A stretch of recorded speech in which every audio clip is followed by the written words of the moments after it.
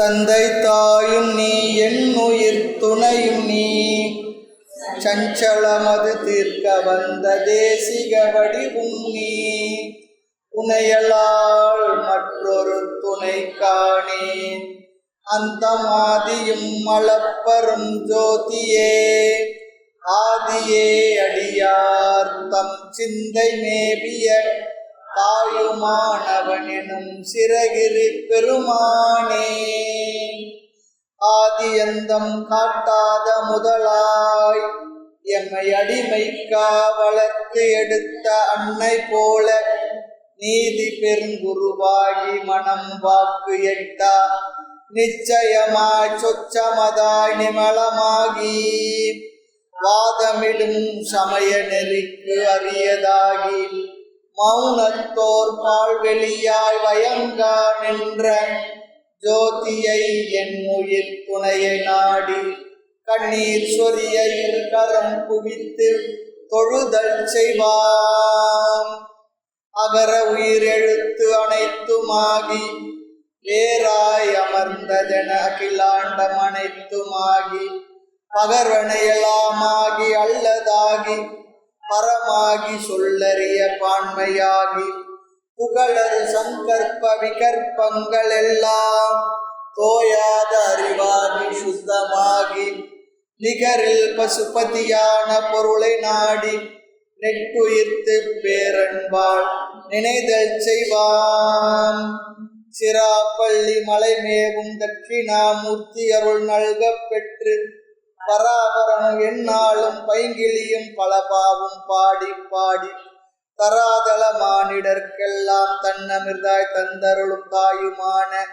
நிராமயனார் அருள் பெரிய கவிதையினால் பொருள் அதனை நினைந்து வாழ்வாம் தாயுமான நிராமயனார் அருள் பெரிய கவிதையினால் பொருள் அதனை நினைந்து வாழ்வாம். தாயுமான சுவாமிகள் பாடல்கள் 113வது வகுப்பு 23வது தலைப்பு தன்னை ஒருவர் 8வது பாடல். பொருளை பூவை பூவையரை பொருள் என்றென்னும் ஒரு பாவி இருளை துறந்திட்டு ஒளி நெறியை என்னுள் பதிப்பது என்று கொளோ தெருள தெருள அன்பர் நெஞ்சம் தித்தித்து உருகத்து விட்டாத அருளை பொழியும் குணமுகிலே அறிவானந்தத்து ஆரமுதே பொருளை பூவை பூவையரை பொருள் என்றென்னும் ஒரு பாவி இருளை துறந்திட்டு ஒளி நெறியை என்னுள் பதிப்பது என்று கொளோ தெருள தெருள அன்பர் நெஞ்சம் தித்தித்துருகத்து விட்டாத அருளை பொழியும் குணமுகிலே அறிவானந்தத்து ஆரமுதே. உலகத்தில் உள்ள மக்களை பார்த்து ஒரு கருத்தை அட்ரஸ் பண்றார் தாய்மானவர். உங்களுடைய அஞ்ஞானம் நீங்காது இருப்பதற்கு காரணம் என்ன என்று இங்கு சொல்லுகின்றார். உலகத்தில் உள்ள மக்களுடைய அறியாமை நீங்காமல் இருப்பதற்கு, அறிவு வராமல் இருப்பதற்கு, ஞானம் வராமல் இருப்பதற்கு என்ன காரணம் என்பதை இந்த பாடல்ல அழகா சொல்றார். எதனால யாரும் அழகா சொல்றார்? பொருளை, பொருள் சொல்லி சொன்னா பூமி பொன் முதலிய எல்லாவற்றையும் சொல்றார். பொருளை, பூவை சொல்லக்கூடாது, பூவை. பூன்னா பூமி, மண், மண் பொன் பெண் அப்படித்தானே சொல்றாங்க. அது போல இங்க அதை தான் மாற்றி சொல்றாங்க. பொருளை பூவை சொல்லிச்சுன்னா மண்ணை, பூமியை, பெண், பூவை இரண்டால் பெண். ஏன் சாமி எங்களையே சொல்றாரு கேட்காதீங்க, நீங்க அதுக்கு நேரான வேற ஆளை போட்டு அவ்வளவுதான். ஏன்னா இப்ப அதெல்லாம் சொல்ல வேண்டியதா சொன்ன ஒரு தாய் மன்னர். அதனால தெருள தெருள சொல்லி சொன்னா தெளிவடைய. தெருள என்றால் தெளிவடைய. அன்பர்களின் நெஞ்சம் மனதிடமிருந்து. தித்தித்து என்றால் இனித்து உருகும்படி. தெவிட்டாத என்றால் வெறுக்காத, எவ்வளவு சாப்பிட்டாலும் திகட்டாத அல்லது வெறுக்காத. அருளை என்றால் கிருபையாகி. அருளே சரியா இருக்கு, அது விளக்கம் சொல்ல கிருபைன்னு சொல்லிடுறாரு. கிருபையாகி அப்படிதான் போடுவாங்க. நல்ல தமிழ் சொற்களுக்கு பதவுரை பதார்த்தம் போடும்போது சமஸ்கிருத வார்த்தை போடுவாங்க. சமஸ்கிருத வார்த்தை இருந்தால் அதனால தமிழ் வார்த்தை போடுவாங்க. ரெண்டுமே காம்ப்ளிமெண்ட்ரி தாங்க, தெரிஞ்சுக்கணும். நம்ம புரிகின்ற வார்த்தை தான் கிருபை. அருள் சொல்லிச்சுன்னா கிருபை ஆகிய மழையை பொழியும் பெய்கின்ற குணம் முகிலே. குணம் பொருந்திய முகிலே மேகமே சொல்றார். ரொம்ப அழகான கருத்து. பொருளை பூவை பூவையரை பொருள் என்றென்னும் ஒரு பாவின்னு சொல்லிட்டார். இவைகள் தான் பொருள் என்று நான் நினைக்கிறேன்னு சொல்றார். அவைகளும் பொருள் தான், இல்லைன்னு சொல்ல. உலக வாழ்க்கைக்கு இந்த லௌகீகத்திலே நாம் இந்த வாழ்க்கையை வாழ்ந்து பெற வேண்டிய அனுபவங்களை பெற்று பக்குவத்தை பெற்று இறைவனை புரிந்து அறிந்து நிலை பெற்றிருப்பது எல்லாம் பயன்படுகின்றது, இல்லைன்னு சொல்லலை. ஆனால் இதுவே முடிவு என்று நினைக்கிறோம் பாருங்க, அதுதான் இல்லைன்னு சொல்றார். அந்த ஒரு அறிவை தர. இது எந்த காலத்திலும் மக்களுக்கு தேவையான ஒரு அறிவு. ஏனென்றால் மக்கள் எப்பொழுதும் இதிலே மூழ்கி கிடக்கிறார்கள். அப்பொழுது ஞான ஒளியை ஏற்றுவதை போல மகானுடைய வார்த்தைகள் நமக்கு ஒரு தெளிவை கொடுக்கறதா சொல்றாரு. அப்படிதான் புரிஞ்சுக்கணுமே தவிர இப்ப பார்த்தாலும் இந்த வேதாந்திகள் தத்துவ விசாரத்தவர்கள் சாமியாருங்கெல்லாம் இப்படியே தான் பேசுவாங்க. அவங்களுக்கு வேற வேலையே இல்லை. ஆமா, இதெல்லாம் இல்லை, உண்மை இல்லைன்னு சொல்லுவாங்க. என்னையா இது அப்படின்னு சொல்லி. அதுக்காக இல்லை, சில உண்மைகள் நமக்கு கசக்கும். ஆனால் பெரியவங்க சொல்லி வச்சிடுறாங்க, பார்த்துக்குப்பா. நம்ம பிள்ளைங்களுக்கு கூட நம்ம சொல்லுவோம் சிலதெல்லாம். ஆமா, இதெல்லாம் பெரிய பழம் பஞ்சாங்கம் எல்லாம் எடுத்து ஏன்னா மேலே போடும் உடப்புல போங்க, இரவானத்தில் இருக்கட்டும், நாங்கள் இப்படி தான் இருக்கோம். அது அவங்களுக்கு எப்போ புரியும்? அவங்க நம்மளை போல ஒரு அனுபவம் பக்குவம் வரும்பொழுது, ஆமாம் எங்கள் அம்மா சொல்லும், எங்கள் தாத்தா சொல்லும், எங்கள் அப்பத்தா சொல்லிச்சு, அப்படிதான் சொல்லுவோம்.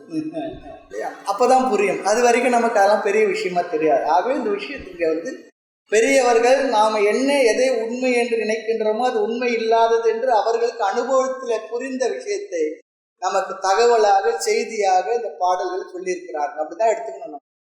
இல்லைன்னா இப்போ பார்த்தோம் இவங்க எல்லாம் இதெல்லாம் உலகம் பொய் சொல்லுவாங்க. ஆனால் அவங்க மட்டும் 3 வேளை நல்லா அருமையாக சாப்பிட்டுக்கிட்டு தூங்கிட்டு இருப்பாங்க. அப்படி சொல்லி புரிந்து இருத்தல், வேற ஒன்றும் இல்லை. அது புரிந்து இருப்பது இந்த அறிவான நமக்கு தேவைப்படுகின்றது தாங்க. பொருளை பூவை பூவையரை பொருள் என்றன்னு ஒரு பாவின்னு சொல்லிட்டார். பாவி சொன்னா பாருங்களேன், ரொம்ப பஞ்சமகா பாதங்கள் செய்வனு பாவின்னு சொல்றாங்க. இதை உண்மை நினைக்கிறவனே ஒரு பாவி என்று தன்னைத்தானே சொல்லிக் கொள்கின்றார். என்னும் ஒரு பாவின்றார். இன்னொரு இடத்துல ஒரு பாவின்னு போடுவார். சிந்தை துயரென்று ஒரு பாவி சினந்து போர்மையங்க. அதையும் பார்த்தோம். நம்ம மனதில் இருக்கிற துயரம் இருக்கு, அது ஒரு பாவின்னு சொல்லிட்டார். பாவி என்றால் நமக்கு நன்மை செய்யாத ஒரு விதமான மனநிலை உடையவர் சொல்லி அர்த்தம். பாவங்களே செய்து கொண்டிருக்கிறார். அதுபோல் இந்த இடத்துல சொல்ற இப்படி நினைக்கிறது ஒரு பாவம் சொல்லிடுறார். அவனையே பாவின்னு சொல்லிடுறார். இந்த கருத்தினுடைய ஆழத்தை எம்பசைஸ் பண்றதுக்காக இந்த வார்த்தையை உபயோகப்படுத்துறார். அதுக்காக பெரியவங்களுக்கு நம்ம பாவின்னு சொல்றதுக்காக சொல்லலை. அது அவங்களுடைய நோக்கமும் இல்லை. நம்ம திட்டி அவங்களுக்கு என்ன ஆகும்? பகவானுக்கு ரொம்ப கோபம் வந்தால் இந்த உலக மக்கள் திட்டுறதுக்கு சம்மூடன்னு சொல்லுவார், பானாமூனான்னு சொல்லுவார். அதுதான் அதிகமாக உபயோகப்படுத்த ஒரு கடினமான வார்த்தை. அதுபோல் இங்கே பாவின்னு 2 இடத்துல சொல்கிறார். வேறு யாரோ சொல்லுவாங்க, நமக்கு தெரியும். அது யார் சொல்லுவாங்கன்னு தெரியும். ஆமாம், ஓ பாவிகளேன்னு சொல்லுவாங்க. அப்படி சொல்கிறவங்க தான் பாவி, அப்படி தான் சொல்லணும். இந்த இடத்துல பாவின்னு சொன்னால் பாவங்களை செய்யக்கூடியவனே ஆளை குறிக்கிற ஒரு சொல். ஆகவே இந்த இடத்துல ரொம்ப அழகாக பொருளையும் மண்ணையும் பொருளையும் மற்ற விஷயங்களையும் அதுதான் உண்மை என்று நினைக்கக்கூடிய ஒருவனை இங்கு பாவின்னு சொல்ற. அது பாவம்ன்ற அளவிற்கு ஏற்றி வச்சு சொல்றார். உண்மையிலே அது பாவமானா அது இருக்குன்னு வாழ்க்கைக்கு உபயோகப்படுது. ஆனால் அதை மட்டுமே அப்படி சொல்லி நினைக்கிறது ஒரு பெரிய ஒரு தவறுன்னு சொல்றத பாவம்ன்ற வார்த்தையை சொல்றாரு. கொஞ்சம் பயமுறுத்தி பார்க்குறாரு. ஆமாம், கொஞ்சம் எக்ஸாசரேஷன் தான் இது. அப்படிதான் எடுத்துக்கணும் நம்ம. இல்லைன்னா உலகத்தில் இருக்க எல்லாரும் பாவி ஆகிடுவாங்க. உலகத்தில் எல்லாரும் தேவை இருக்கு. செல்வம் இல்லாதவரே இல்லாதவனு இல்லாலும் வேண்டாம் சொல்லுவான், பெற்ற தாய் வேண்டாம் சொல்லுவான். அப்படி ஒரு ஸ்லோகம் இருக்கு, பாடல் இருக்கு. அது தேவைதான். அது இல்லாமல் வாழ்க்கை இல்லவே இல்லை. அது தேவைதான். நமக்கு அடுத்த வேலைக்கு நமக்கு டிஃபன் இருக்கு, வீட்டுக்கு போனால் இருக்கு சொல்லிட்டு இருந்தால் தான் நீங்கள் உட்காந்து அமைதியாக கேட்க முடியும். அடுத்த வேலைக்கு சாப்பாடு எங்கே, டிஃபன் எங்கன்னா இங்கே உட்கார முடியும், மைண்ட் இங்கே போகுமா? அது பொருள் தேவை இருக்கு இல்லையா? இல்லைன்னா அன்ன விசாரம், பிறகு அதுவே விசாரம்னார். சொர்ண விசாரம், தொலையா விசாரம்னார் பட்டினத்தார். சாப்பாட்டுக்கே யோசனையாக இருந்தால் என்ன பண்ணணும்? என்ன இருக்கு? ஆகினா அதுக்கெல்லாம் பொருள் தேவைதான். அது புரிஞ்சுக்கிட்டு நம்ம, ஆனால் அதையே முழுமையானதை நினைக்காதுன்னு சொல்கிறாங்க. சில பேர் அப்படி தான் இருக்காங்க. ஒரு முறை நாரதர் வைகுண்டத்துலேருந்து வந்துக்கிட்டு இருந்தாராம். அப்போ ஒரு ரிஷிமுனிவர் கூப்பிட்டு கேட்டாராம், நீங்கள் அப்பப்போ வைகுண்டம் போயிட்டு வருது, இப்போ மகாவிஷ்ணு பெருமாள் என்ன பண்ணிகிட்டு இருக்காருங்க? அவர் ஒன்றும் பண்ணலை, ஊசியினுடைய காதில் ஒட்டகத்தை இந்த பக்கம் அந்த பக்கம் நுழைய வச்சு விளையாடிட்டு இருக்கார். அப்படியா, அது முடியுமான்னார். பகவானுக்கு முடியுது, அவரால் முடியாது என்ன. ஆனால் இன்னொன்று சொன்னார், என்ன சுவாமின்னு சொன்னால், தாற்பயம் என்னென்னா, ஊசியின் காதில் ஒட்டகம் நுழைஞ்சாலும் நுழையும், இந்த பொருள் மேலே பற்று இருக்கணும், பகவானுடைய சாம்ராஜ்யம் நுழையவே முடியாதுன்னு சொன்னார் சொல்லிட்டு போயிட்டே இருக்கார்.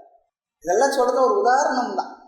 பகவானால் முடியாது ஒன்றும் இல்லைன்னு சொன்னு, அதே நேரத்தில் பொருள் மீது அதிகமான பற்று வச்சிருக்காங்க பாரு. அவன் மனம் என்னதான் இருந்தாலும் கூட பகவானுடைய அந்த மோட்சம் என்ற சாம்ராஜ்யத்தில் நுழைவது கடினம்னு சொல்லிட்டார். ஆகினா எல்லாம் இருக்கலாம், தப்பே இல்லை, எவ்வளோ ஒன்றா இருக்கலாம், அதில் குறை இல்லை. இன்னைக்கு ரத்தன் டாட்டா எல்லாத்தையும் விட்டு பெரிய சாம்ராஜ்யத்தை அமைச்சிட்டு போனார். தாத்தா ஒரு பெரிய பரம்பரை இந்த தேசத்தில், இந்த பொருளாதார வசத்தில் பெரிய பங்களித்த ஒரு பெரிய சமுதாயம் குடும்பம். ஆனால் இன்றைக்கி என்ன ஆச்சு? எல்லாம் விட்டுட்டு தானே போகணும். இந்த பார்சி சம்பிரதாயத்தில் ஒன்று சொல்லுவாங்க, இந்த உடலை புதைக்கிறதுமில்ல, எரிக்கிறது இல்லை. அவங்க ஒரு இடம் வச்சுருப்பாங்க, அந்த இடத்துல கொண்டு போய் எல்லா சம்ஸ்கார சடங்கு சேர்த்து வச்சுட்டாங்கன்னா கழுகுகள் பறவைகள் சாப்பிட்டு போயிடும் உடம்பு. இந்த உடம்பையும் பிரயோஜனப்படுத்தணும்னு இருக்காங்க. கழுகழகை நாய் நரிகள் சுற்றி சோறிடு துருத்தின்னு சொல்லுவார். கால் 2 நவ வாசல் பெற்று வர காமவேல் நடன சாலையை மோக முறியிட்ட பெட்டியை மும்மலம் மிகுந்தொழுகு கேணியேன்னு சொல்லுவார் தாய்மன்னர். திருச்சோகவதி விழாத்தில் தான் சொல்வார். பருத்த தொந்தியம் கண்ணத்தோடல் நமதென்று நாம் இருக்க, நாய் நரிகள் தமதென்று தாம் இருக்கும் கான்னு சொல்லுவார் பட்டினத்தார். அதனால் இப்போ பண்ணியிருக்காங்க, நீங்கள் பார்த்துருப்பீங்க. அந்த பார்சிகள் சமுதாயத்தில் இந்த தேசத்துக்கு வந்த யூதர்கள், பார்சிகள் எல்லோருமே இந்த தேசம் அரவணைத்து கொண்டது. அவர்களும் தங்களுடையதாக இந்த தேசத்தை கருதினார்கள். தனக்கு தனியாக ஒரு ஸ்டேட்டஸ் கேட்கல, தனி தேசமும் கேட்கல. எல்லாரும் அரவணைத்து கொண்ட ஒரு இன்க்ளூசிவ் ரிலீஜன் நம்முடைய இந்து தர்மம், சனாதன தர்மம். இதுக்குள்ளே வரவே கூடாது என்று பேசிக்கொண்டு பிரிவினவாதம் பேச சமயங்கள் இருக்குது, நமக்கே தெரியும். அது எப்போ நடக்கும்னு சொல்லிட்டு, இந்த சமுதாயம் ஒன்றிணைந்து வலி உள்ளதாக இருக்கும்போது மற்றவங்களாம் இந்த சமுதாயத்தை கேள்வி கேட்க மாட்டாங்க. பலகீனம் அது ஒரு பெரிய ஒரு வீக்னஸ், அதாவது ஒரு பெரிய கேடுன்ற. பலமுள்ள சமுதாயத்தை தான் உலகம் மதிக்கும். அணுகுண்டு வச்சுக்கிறது எதுக்காக? நம்ம மேலே இன்னொருத்த அணுகுண்டு போடாத இருக்கிறது தான் அணுகுண்டு. படை எதுக்கு சொன்னால் அவன் மேலே சண்டை போடுறதுக்கு இல்லை. இந்த படைப்பெல்லாம் நம்ம தேசத்தை யாரும் அவ்வளோ சுலபமாக ஒரு மாதிரி நினச்சிட முடியாது, பார்த்துட முடியாது. அதுக்காக படைபலம் தேவை. எல்லாமே அப்படி தான். இதெல்லாம் அரசியல் ரீதியான சித்தாந்தங்கள். இதெல்லாம் படைபலம் எதுக்கு, அதுக்கு எவ்வளோ செலவு பண்ணணும். ஆமாம், அது இருந்தால் தான் மற்றவன் நம்மளை ஒரு மாதிரி பார்க்க மாட்டான், பயந்துக்கிட்டு போவான். அல்லது பொம்பு வச்சுக்கூடாதுப்பா அப்படி சொல்லியா நினைப்பான். இல்லைன்னா வரவங்களாம் சீண்டிட்டு போவான்.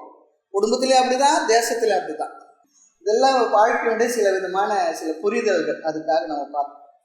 எதுக்கு சொன்னோன்னு சொன்னால், இந்த உடம்பை பற்றி சொல்கிறதுக்காக மண் எல்லாம் விட்டுட்டு தான் போயிட்டார். பெரிய சாம்ராஜ்யம், 8 லட்சத்துக்கும் அதிகமான 8 லட்சம் கோடி தானம் பண்ணியிருக்காராம் சமுதாயத்துக்கு. சொல்கிறாங்க, எல்லாம் பெரிய விஷயம். மனசு வரணும் இல்லையா? இருக்கலாம் செல்வம், கொடுக்குறது மனசு வரணும். அதை போட்டால் இன்னொரு இண்டஸ்ட்ரி தொடங்க, இன்னொரு இண்டஸ்ட்ரி அப்படியே தானே போயிட்டுருக்கோம். சில பேர் சொல்கிறாங்க தானம் கொடுக்குறது மனசு வர்றதில்லை. எவ்வளோ இருந்தால் தானம் கொடுக்கலாம்? எவ்வளோ இருந்தாலும் கொடுக்க முடியாது. கொடுக்கணுன்ற மனசு இருந்தால் தான் கொடுக்க முடியும். புதுக்கோட்டையில் ஒருத்தர் இருந்தார், அவர் சொல்லுவார் அழகா, சாமி அதெல்லாம் இல்லை, அவங்களுக்கும் புண்ணியம் இருந்தால் தாங்க சாமி பணத்தை கொடுத்து புண்ணியத்தை பெற முடியும், அதுக்கும் புண்ணியம் வேணும்னு இல்லை. இல்லாத கொடுக்காத இல்லை சில பேருக்கு. அதே நேரத்தில் சில பேர் தனக்கு செலவு பண்ணிக்க முடியாது, வச்சிருக்க முடியாது, கொடுக்கல. அவங்களுக்கு செலவு பண்ணிக்க முடியும், இருந்தாலும் அது நல்ல ஒரு காரியத்துக்கு பயன்படணும்னு கொடுக்குறாங்க. அதுக்கு ஒரு நல்ல புண்ணியம் பண்ண மனசு இருக்குன்னு சொல்லுவாங்க. அழகான வார்த்தை. அவங்களுக்கு புண்ணியம் இல்லை சாமி, இது கொடுத்து தானம் பண்ணி அந்த தானத்தினால ஒரு புண்ணியம் பெற்று அவங்களுக்கு புண்ணியம் இல்லைன்னு. அதில் இருக்கலாம், எவ்வளோ சொத்து ஒன்றா இருக்கலாம், என்ன இருக்கா அதில் கொஞ்சமாவது மனதார கொடுக்குற மனசு வரணும். நம்ம தேவை இருக்குது, வயதான காலத்தில் தேவை இருக்குது, மற்றது இருக்குது, குழந்தைங்கள் இருக்குது, அதுக்கெல்லாம் பேரங்களுக்கு எல்லாரும் வைக்கணும்னா தப்பே கிடையாது. ஆனால் கொஞ்சமாவது கொடுத்து பழகிற மனசு வரணும். அது ரொம்ப முக்கியமானது. தானம் தர்மம் சந்ததமும் செய்வ சிவ ஞானம் தனையனைய நல்லோர் பராபரமை தாய்மன்னர் சொல்கிறார். பண்ணணும். நம்ம இருக்கும்போதே மனசார எதுனா ஒரு நல்ல விஷயத்துக்கு ஏதோ ஒன்று கொடுக்கணும். அந்த கொடுக்குற மனசு எங்கே கொண்டு போய் விடுன்னு தெரியுங்களா? சன்னியாச வாழ்க்கை அளவுக்கு அது கொண்டு போய் விடுன்னு சொல்லி நம்ம தானத்தில் பார்த்துருக்கோம். தானம் என்ற தலைப்பு நற்பண்புகள். சாமி ரொம்ப நல்லதாக போச்சு. இது வரைக்கும் ஏதோ ஒரு 50-100 கொடுக்கலாம்னு நினச்சேன். சன்னியாசரும் கொண்டு விடுன்னு சொல்லியிருந்தாங்க, இன்னி கொடுக்க மாட்டேன். இந்த சன்னியாச புத்தி வைராக்கியம் வருமா அதுக்காக. ஆக பொருளை, உலகத்து பொருள்கள் எல்லாரும் தான் என்ன பண்ண போகிறோம்? விட்டு விட்டு தான் போக போகிறோம். விட்டு விட போகின்றது இந்த உயிர், இனி உடலை சுட்டு விட போகின்றால் சுற்றத்தான். அதனால் பொருளை, பூவைன்னா அந்த மண், எவ்வளோ மண் இருந்தாலும் என்னென்னா ஆசை தானே. ஒரு கதை ஒன்று நீங்கள் கேள்விப்பட்டிருக்கீங்க. பூமி மேலே பெரிய ஆசையா. அங்கே அந்த ஜமீன்தார் ஒருத்தர் ராஜா என்ன பண்ணாராம், ஸோ உனக்கு எவ்வளோ வேணும் பார்த்து, சூரிய உதயத்திலிருந்து, சூரியன் உதிச்சதுலேருந்து சூரியன் மறைகின்றவர் எவ்வளோ தூரம் வேணுமோ போயிட்டு இங்கே திரும்பி வந்துடணும், அவ்வளோ நிலம் உனக்கு தான் சொன்னார். போகிறார் போயிட்டே இருக்கா, இன்னும் போகலாம். சூரியன் மறைய போகுது, திரும்பி வந்துட்டுனா கேட்கல. அப்புறம் என்ன ஆச்சுன்னா ஓடி வந்து விழுந்து அவர் போயிட்டார். புறந்தோர் தம் தேசம் என்பார், பூமியை போராடி இறந்தோர் தம்மது என்பார், என்னே பராது. ஏற்கனவே சண்டை போட்டு போய் சேர்ந்தோம், என்னதுன்னா போய் சேர்ந்தான், என்னது. அப்போ இப்போ சண்டை போட்டு இருக்கிறோன்னு என்னது தான் சொல்கிறான். பகவான் பார்க்கறாரு, யாருது இது, ஒன்றுது இல்லை ஒன்றுது எல்லாம் என்னுடையதுன்னு சொல்லி அது சிரிக்கிறார். எவ்வளோ பேர் 10,000 square feet, 20,000 square feet, 50,000 room எல்லாம் அவ்வளோ சௌகரியமாக பங்களா கட்டினாலும் நம்ம எவ்வளோ ஏரியாவில் படுத்து தூங்க போகிறோம். ஒரு 3 அகலம் 6 அடி கட்டலில் அது சுருண்டு, கட்டல் முழுக்க கூட படுக்க முடியறது இல்லை. சுருண்டு இப்படி தானே படுத்துக்கிட்டு இருக்கணும், வேறு என்ன படுத்து, எவ்வளோ தூரத்தை தான் படுத்துருக்கு போகிறோம், எவ்வளோ தூரத்தை வியாபிச்சிருக்க போகிறோம், அவ்வளவுதான்.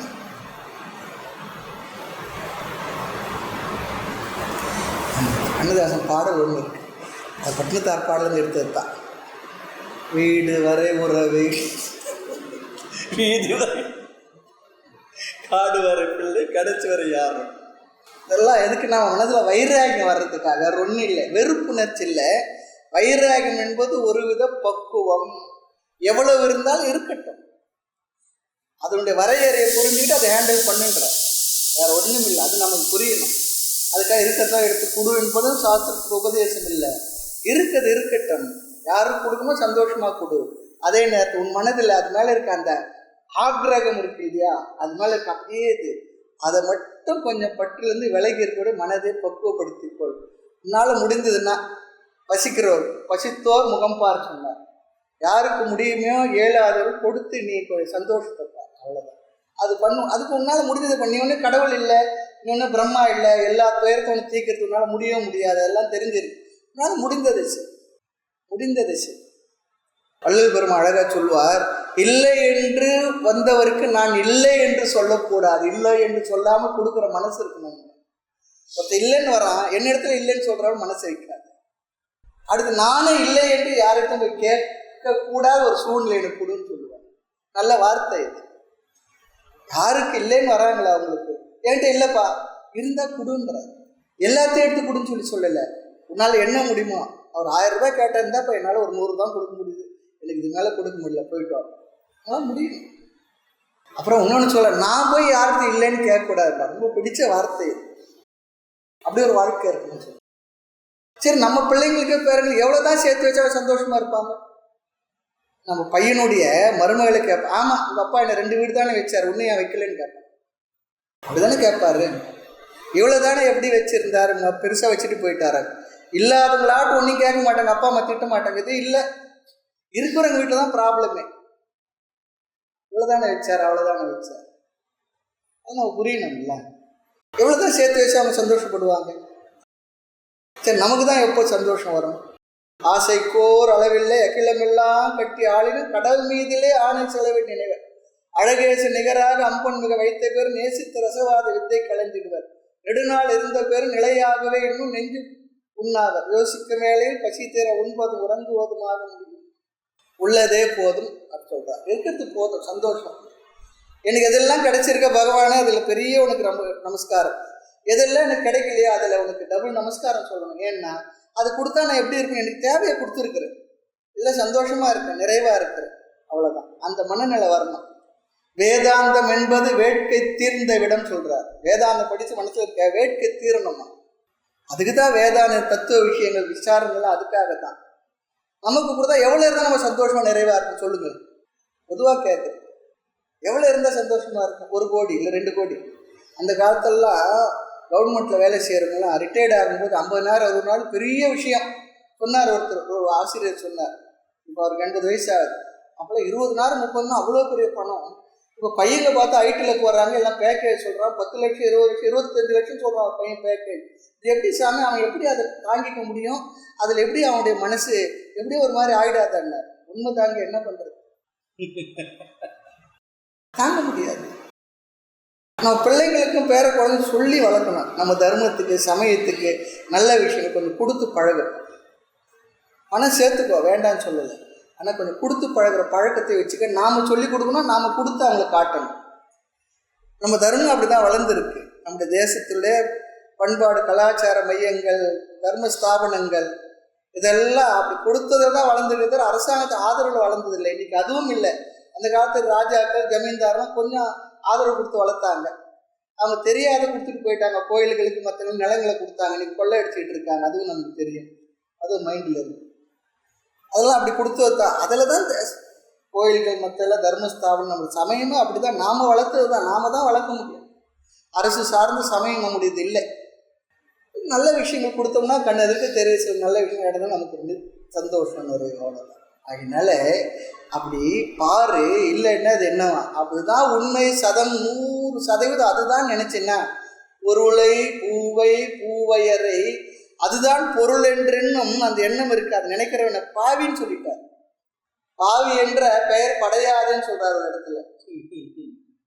அவனா அப்பா அப்படி நினைக்காது. அவரா அப்படி சொல்லி நினைக்கிறது. அவரா ஐயோ அப்படி சொல்லி நினைக்கணும். அவனா அப்படி நினைக்க விடக்கூடாது. இந்த கையில் ஒருத்தருக்கும் ஒரு சொல்லுவாங்க, அது ஒரு மாதிரி வார்த்தை சொல்லுவாங்க, கடுமையான வார்த்தை. எச்சில் கையில் விட ஈ ஓட்டாதான். அதனால பொதுவாக இங்கே சொல்கிறார், தாய்மன்னர் சொல்கிறார். எதுக்கு இவ்வளோ சொல்கிறோன்னு சொல்லி சொன்னால் நம்ம மனதில் கொஞ்சமாவது அப்படிலாம் என்ன பண்ணால் எவ்வளோ இருக்குதோ இருக்கட்டும், பல கோடிக்கு அதிபதியாக இருக்கட்டும், தப்பே இல்லை. ஆனாலும் நம்ம மனதில் இதெல்லாம் முழுமையான உண்மை இல்லை, இதெல்லாம் இறைவன் கொடுத்துருக்காரு, என்னுடைய பிராரப்தம், நான் செய்த புண்ணியத்தினால தான் கிடைச்சிருக்கு இல்லைன்னு சொல்லி இப்போதைக்கு இதுக்கு நான் ஓனர். எப்பவுமே ஓனர் இல்லை. இப்போதைக்கு இப்போ ஓனர். இதுக்கு முன்னே யார், இதுக்கப்புறம் யார் அதுவும் தெரியாது. இருந்தாலும் இறைவா சரி என்னால் என்ன முடியுதோ பண்ணுறேன், கொடுக்குறேன், அந்த மனநிலை வரணும். அதுதான் சொல்கிறேன். பொருளை பூவை பூவையரை பொருள் என்றென்னும் ஒரு பாவி தெருவுல அன்பர் நெஞ்சம் தித்தித்துருக தெவிட்டாது. ஆமாம், இருளை துறந்திட்டு ஒளிநெறியை என்னுள் கலப்பது என்று கொள்ளும். இந்த இடத்துல உரையாசிரியர் எப்படி எழுதியிருக்கார் அப்படி எழுதி வச்சிருக்க விளக்கம். அதனால அதுக்கு அடுத்து வருது. ஆமாம், இருளை துறந்துட்டு சொல்றார். இந்த இடத்துல பொருள் என்றால் நாம் உபயோகப்படுத்துகின்ற பொருள்கள் பூமி, தங்கம் முதலியவைகள். பூவை சொல்லி சொன்னால் மண், பெண், இவைகளை என்ன பண்ணா இதில் எனக்கு தெளிவு இல்லைன்னு சொல்கிறார். அதுதான் சொல்கிறார். தெளிவடைய இல்லை தெளிவுடைய அன்பர்கள் அவருடைய நெஞ்ச மனத்திடமிருந்து தித்தித்து இனித்து உருகுபடி தெவிட்டாத வெறுக்காத அருளை கிருபையாகிய மழையை பொழிகின்ற குணம் முகிலே மேகமே அறிவு வடிவாகி ஆனந்த கடலே ஞானானந்த மயமாகிய ஆர் சொல்லி சொன்னா ஆர் அமுதேன்னு சொன்னா அதுல ஆர் என்பது நிறைந்த, அமுதே என்றால் அமிர்தமே. பொன் மண் பெண் ஆகிய மூன்றும் மாயா காரியங்கள், இவைகளில் பற்று வைத்தார்க்கு அஞ்ஞானம் அகழ்வது அரிதுன்னு சொல்லிட்டார். ஞானம் உருவது அரிதினும் அரிது. இந்த தெளிவு வருவது என்பது ஆத்ம ஞானம் வருவது ரொம்ப ரேர். அது எப்படி இருக்கான், நீரில் சுருட்டும் நெடும் அலைகளும். நீர் என்ன பண்ணுது, காத்துல அப்படியே நிறைஞ்சிருக்க நீர்ல காத்து என்ன பண்ணுது, அப்படி எப்படி அலை, கடல்ல அலை எப்படி வருது, அப்படி சுருண்டு சுருண்டு வருது பாருங்க. அப்புறமா கரைகிட்ட வந்து அலை எங்க போயிடுச்சு இல்லை. நீரில் சுருட்டும் நெடும் அலைகளும் வண்டி சக்கரத்தில் சுழற்சிகளும் போன்றன என்றார். சக்கரம் கீழே இருந்ததுன்னா மறுபடியும் என்ன பண்ண, சுழற்சியில் மேலே வரும், அப்புறம் மட்டும் சுத்தினா என்ன பண்ணும், கீழே போடும். இப்படிப்பட்டவைன்னு சொல்லி சொல்றார். நிலை இல்லாதன, துன்பமே பெரிதும் தருவன, இது கொண்டே பொருளை பூவை பூவையறை என்று சொன்னார். அதில் ஒரு பாவி என்பது சேர்த்து கொண்டார். அடுத்து இருள் என்பது அஞ்ஞானத்தையும் அதனால் ஏதும் துன்பத்தையும் சொல்ல குறிக்கின்ற சொல்ல. இருள் சொன்னா அஞ்ஞானம், எல்லாருமே இருள் சொல்லிச்சுன்னா அஞ்ஞானம் தான் சொல்றாங்க. அப்புறம் என்ன, அதனால் வருகின்ற துன்பம், ரெண்டுத்தையும் சேர்த்து இருள் என்ற வார்த்தை சொல்லிடுறாரு. ஒளி என்பது ஞானத்தையும் அதனால் வருகின்ற ஆனந்தத்தையும் குறிப்பது. இருளை துறந்துட்டு ஒளி நெறி சொல்லி சொன்னா அறிவை ஞானத்தை எனக்கு கொடுப்பது எப்போது. இருளினால் என்ன, அஞ்ஞானத்தினால் துயரமும், ஒளி என்றால் ஞானத்தினால் இன்பமும் ஆனந்தமும். ரொம்ப அழகா சொல். எவ்வளவுக்கு எவ்வளவு தெளிவு பிறக்கின்றதோ அவ்வளவுக்கு அவ்வளவு மருளானது ஓடும் சொல்றார். இருள் இருக்கு, வெளிச்சம் வரும்பொழுது, வெளிச்சம் வந்து என்ன பண்ணும், இருளானது பறந்து ஓடிவிடும். ஆக மருள் என்பது எவ்வளவுக்கு எவ்வளவு அகலுமோ, அந்த மருளானது அஞ்ஞானம் அகன்று ஒழியுமோ அவ்வளவுக்கு அவ்வளவு ஆனந்தமும் பெருகும் சொல்றார். இது கொண்டுதான் தெருளை சொல்லி சொல்றார். குணமுகிலே சொல்லி சொன்னா இறைவனை குறித்தது. குணம் என்பது அந்த முகிலுக்கு விசேஷணமா சொல்றார். அமுது என்றால் அழியாதது, குணமுகிலே அழியாமையை செய்வது என்ற அர்த்தத்தில் இங்கு இந்த வார்த்தை உபயோகப்படுத்துகின்றார். அமுது சொல்லி சொன்னா மிக இனிமை உடைய பொருள். ஆகவே மிக்க மதுரம் சொல்லி சொன்னா என்ன, இனிப்புடைய சொல்லி சொல்ற. டீயே மதுரம் தெரியும் உங்களுக்கு. கீவாஜா ஒரு தடவை நான் சொல்லியிருக்கேன்னு நினைக்கிறேன். ஒரு வீட்டுக்கு போனார், உங்களுக்கு வந்து டீ வேணுமா காஃபி வேணுமா கேட்டாங்க. டீயே மதுரம் சொன்னார். நல்ல வார்த்தை. இந்த ஸ்லேடியா பேசுறதுல கீவாஜா ரொம்ப அற்புதமாக பேசுவார். அந்த இடத்துக்கு ஏற்றப்போல ஒருத்தர் இன்னொரு பேசிகிட்டே இருக்க சொன்னாராம். அந்த ஊர் ரொம்ப பூக்களுக்கு ரொம்ப ஃபேமஸான நிறைய புஷ்பங்கள் விளைகின்ற ஒரு இடம். அங்கே போனோன்னே இங்கே எல்லாம் உங்களுக்கு இந்த பூக்கள்லாம் பறிக்கிறீங்களா, விவசாயிகள்லாம் எப்படி இதெல்லாம் வியாபாரம் பண்ண? இல்லை சுவாமி, அதெல்லாம் பறித்து கொண்டு போவோம், அங்கே ஏலம் விடுவாங்க, அதில் எங்களுக்கு யார் அதிகம் கொடுக்குறாங்க எடுத்துகிட்டு வரோம். ஓ, நான் பார்த்த பாயசத்தில் தான் ஏலம் விடுவாங்கன்னு சொல்லி சொன்னார். பூவில் இங்கே ஏலம் விடுவாங்களேன்னு சொன்னார். ஏலம்னா என்ன, ஏலக்காய். அதுபோல் சில விஷயங்கள்லாம் ரொம்ப அழகாக அவருடைய ஸ்லேடையில் வரும். இங்கே அழியாமையை செய்வது என்று பொருள் அமுது வந்தது. அமுது என்றால் இனிமை உடையது, மிக்க மதுரம். அதுக்காக சொன்ன சுவை உடையதற்கு அமுதத்தை ஒப்பு கூறுவார்கள், ஓமையாக கூறுவார்கள் பெரியோர்கள். ஆக ஆறு அமுது சொல்லிச்சுன்னா இறைவன் அழிவில்லாத பேரமுதாக இன்பமே தருபவர். ஆகையினால இது ஆறு அமுதுன்னு சொல்லி சொன்னார். இறைவன் சத்து சித்து ஆனந்தமான பொருளாக இருப்பவன். ஆகவே அறிவு ஆனந்தத்து ஆறு அமுதே என்று சொன்னார். சச்சிதானந்தம் தான் சொல்றார். அறிவு என்பது சித்து, ஆனந்தம் என்பது சத்தியம், ஞானம், அனந்தம், பிரம்மன் சொல்லி பார்க்குறோம் இல்லையா தைத்திரியத்தில். அதுதான் சொல்றார். அறிவு என்றால் சித்து, ஆனந்தம் என்பது ஞானம். ஆகவே அறிவானந்தத்து ஆறு அமுதே சொல்லி சொன்னார். இந்த பாடலோட திரண்ட கருத்து என்னன்னா, அறிவில் தெளிவு பெறவும் அன்பர் மனம் தித்தித்து உருகவும் தெவிட்டாத பேரொருளை பொழியும் குணமாகிய மேகமே, அறிவு பேரின்பத்துக்கு தெவிட்டாத அமுதமே, பொருளை பூமியை மகளிரை மெய்ப்பொருள் என்று எண்ணி ஒரு பாவி இருளாகி ஆணவ மலத்தை விரட்டிவிட்டு ஒளி நெறியை ஞானத்தை உள்ளே பதித்து நிற்பது எப்பொழுதோ அப்படின்னு சொல்லி இந்த பாடலில் சொல்றார். அடுத்த பாடல் 9வது பாடல்.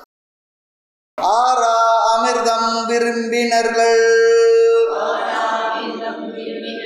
அரிய விடத்தை அமிர்தாக்கும் பேரானந்த சித்தனெனும் பெரியோய் ஆவிக்கு உரியோய் கேள் காரார் கிரக வலையினிடை கட்டுண்டிருந்த கலைகளெல்லாம் ஊரால் ஒரு நாள் கை உணவு ஏற்று உண்டால் எனக்கு இங்கு ஒழிந்திடுமே. ஆரா அமிர்தம் விரும்பினர்கள் அரிய விடத்தை அமிர்தாக்கும் பேரானந்த சித்தனெனும் பெரியோயாவிக்கு உரியோய் கேள் காராக்கிரக வளையினிடை கட்டுண்டிருந்த கலைகள் எல்லாம் ஊராள் ஒரு நாள் கை உணவு ஏற்று உண்டால் எனக்கு இங்கு ஒழிந்திடுமே.